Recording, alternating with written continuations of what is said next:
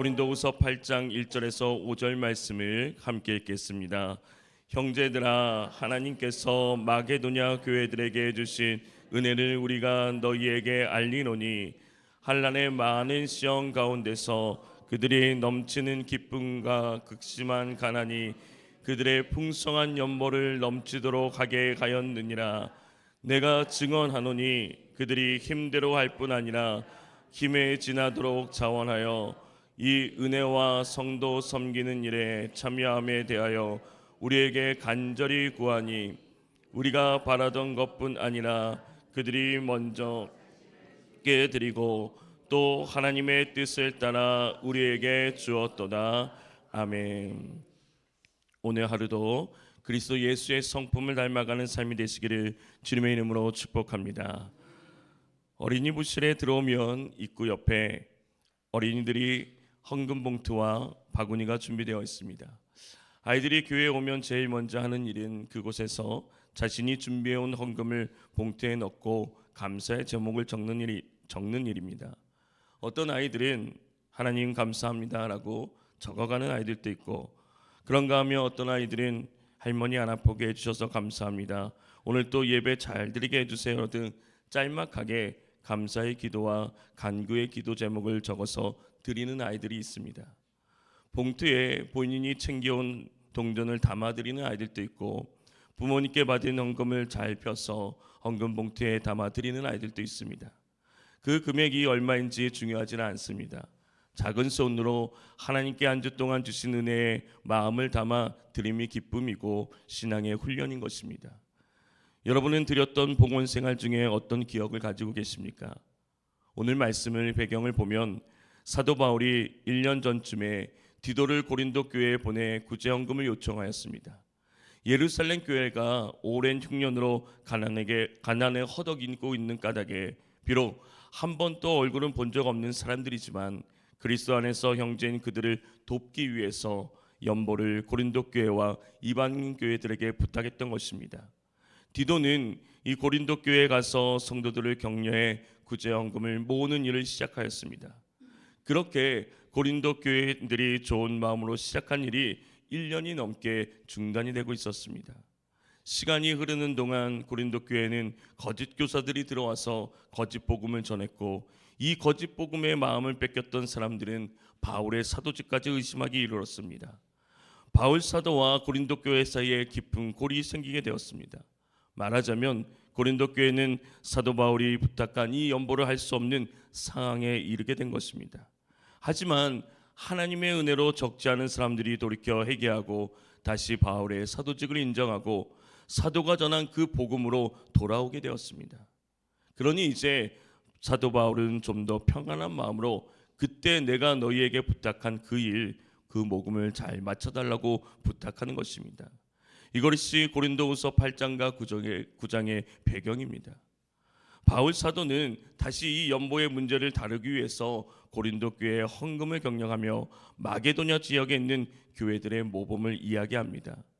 마게도냐 지역의 교회들은 누구보다도 이 일에 앞장섰던 교회입니다. 바울이 여기서 말하는 교회들은 데살로니가, 빌립보, 베레아 교회들입니다. 바울은 하나님께서 마게도냐 교회들에게 주신 은혜를 소개합니다. 이 마게도냐 교회들이 얼마나 훌륭한가가 아니라 하나님께서 마게도냐 교회들에게 주신 은혜가 얼마나 놀라운가를 말하는 것입니다. 이처럼 바울은 하나님께서 마게도냐 교회들에게 주신 은혜를 알리고자 했습니다. 마게도냐 지역에 있는 교회들은 예루살렘 교회의 가난한 사람들을 위해서 어떠한 형편 가운데서도 어떻게 헌금하였습니까? 오늘 2절 말씀을 보면 한란의 많은 시험 가운데서 그들의 넘치는 기쁨과 극심한 가난이 그들의 풍성한 연보를 넘치도록 하게 하였느니라고 말씀하고 있습니다. 이 말씀을 유심히 살펴보면 무엇인가 어색하고 이상합니다. 바울이 이렇게 말한 데는 분명한 이유가 있을 것입니다. 먼저 두 의미가 대립되고 있습니다. 한란의 많은 시련과 넘치는 기쁨입니다. 또 하나는 극심한 가난과 풍성한 연보가 대립되고 있습니다. 일반적으로 보면 한란에 많은 시험이 있다면 그 뒤에는 넘치는 기쁨이 아니라 슬픔과 분노가 나와야 자연스럽습니다. 그리고 극심한 가난의 뒤에는 부족한 연보가 나와야 됩니다. 그런데 그렇지 않고 반대입니다. 그럴 수 있었던 것은 바로 하나님의 은혜 때문입니다. 그래서 그들은 큰 환난의 시련을 겪으면서도 기쁨이 넘치고 극심한 가난에 쪼들리면서도 넉넉한 마음으로 남에게 베풀었다는 것입니다. 자신들이 겪고 있었던 물질적 결핍에도 불구하고 자신들보다 더 심한 결핍을 겪고 있었던 예루살렘 교회를 위한 그들의 열린 마음과 간대함, 그 자체가 구제헌금을 자발적으로 내놓게 된 동기가 되었습니다. 극한 가난 가운데서도 풍성한 연보를 예루살렘 성도들을 위해 하나님께 받은 은혜로 제공하였던 것입니다. 이어지는 말씀에도 바울 사도는 마게도냐 교회들에 대해서 자신 있게 증언합니다. 내가 증언하니 그들이 힘대로 할 뿐만 아니라 힘에 지나도록 자원하여서 라고 말씀하고 있습니다. 마게도냐 교회 사람들은 힘대로 할 뿐만 아니라 더 넘치도록 자원하였다는 것입니다. 그들은 사도 바울의 요구에 못 이겨 그렇게 한 것이 아닙니다. 최소한의 신용만 한 것도 아닙니다. 자신의 분수에 맞게 하지도 않았습니다.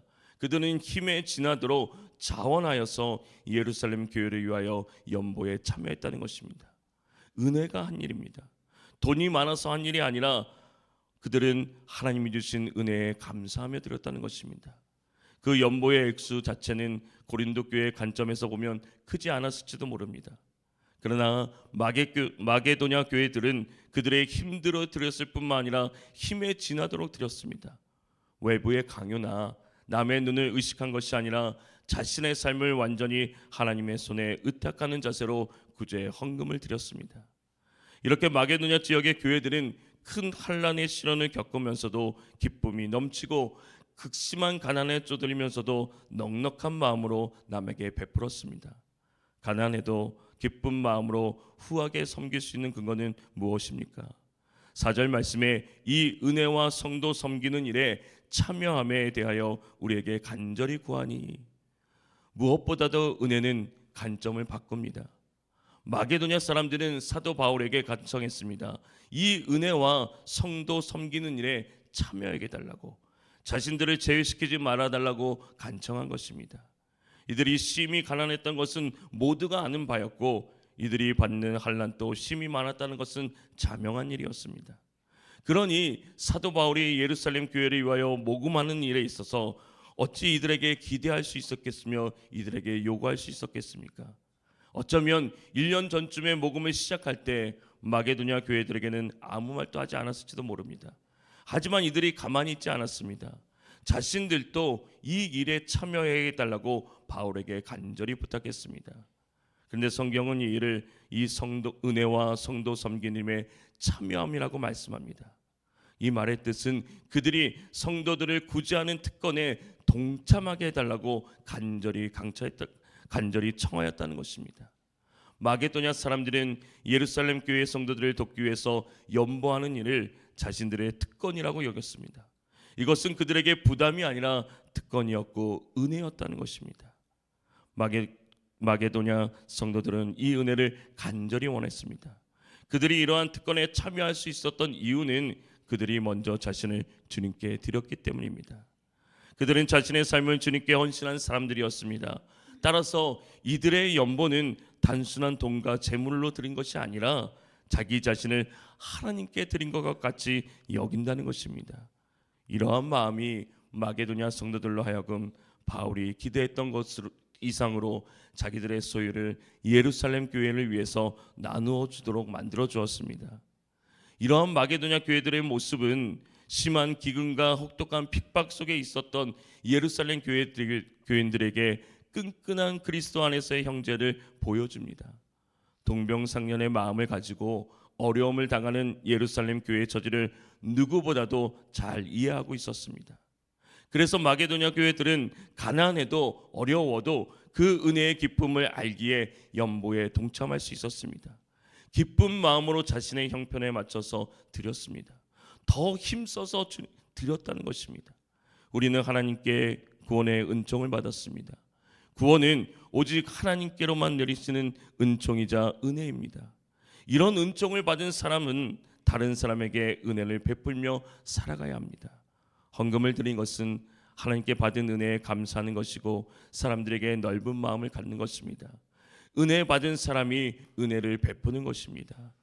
하나님의 은혜를 언제나 기억하고 그 은혜에 감사하며 드리는 헌금 생활, 또 다른 사람에게 너그러운 삶이 되시기를 주님의 이름으로 축복합니다.